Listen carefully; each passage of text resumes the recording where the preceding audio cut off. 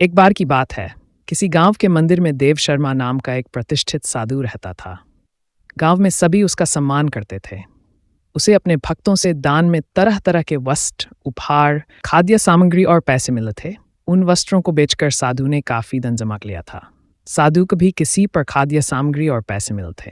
उन वस्त्रों को बेचकर साधु ने काफी धन जमा कर लिया था। साधु कभी किसी पर विश्वास नहीं करता था और हमेशा अपने धन की सुरक्षा के लिए चिंतित रहता था।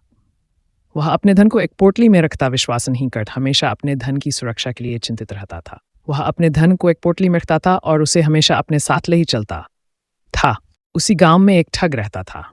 बहुत दिनों से उसकी निगाह साधु के धन पर थी। ठग हमेशा साधु का पीछा किया करता था, लेकिन साधु उस गहरी को कभी अपने से अलग नहीं करता था। आज नहीं तो कल ये थैली मेरी होगी। फिर वो विलासिता का कोई मूल्य नहीं। आत्मसंयम ही सच्ची पूंजी है। तुम्हारी कोशिशें व्यर्थ होंगी। मत भूलो कि हर कर्म का फल मिलता है। मैं अपनी तकदीर खुद लिखूंगा। साधु और ठग की आंखें थम सी गईं। एक आध्यात्मिक सत्य का अनुभव करता, दूसरा लालच की आखिरी कोशिश में। आखिरकार उस ठग ने एक छात्र का वेश धारण किया और उस साधु के पास गया। उसने साधु से मिन्नत की कि वह उसे अपना शिष्य बना ले, क्योंकि वह ज्ञान प्राप्त करना चाहता था। साधु तैयार हो गया और इस तरह से वह ठग साधु के साथ ही मंदिर में रहने लगा। ठग मंदिर की साफ सफाई से लेकर अन्य सारे काम करता था और ठग ने साधु की भी खूब सेवा की और जल्दी ही उसका विश्वास पात्र बन गया।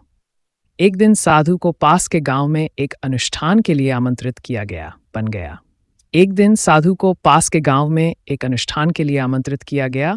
साधु ने वह आमंत्रण स्वीकार किया और निश्चित दिन साधु अपने शिष्य के साथ अनुष्ठान में भाग लेने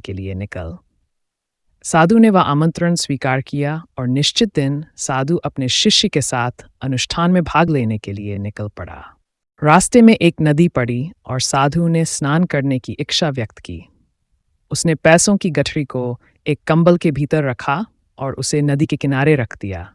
उसने ठग से सामान की रखवाली करने को कहा और खुद नहाने चला गया। ठग को तो कब से इसी पल का इंतजार था।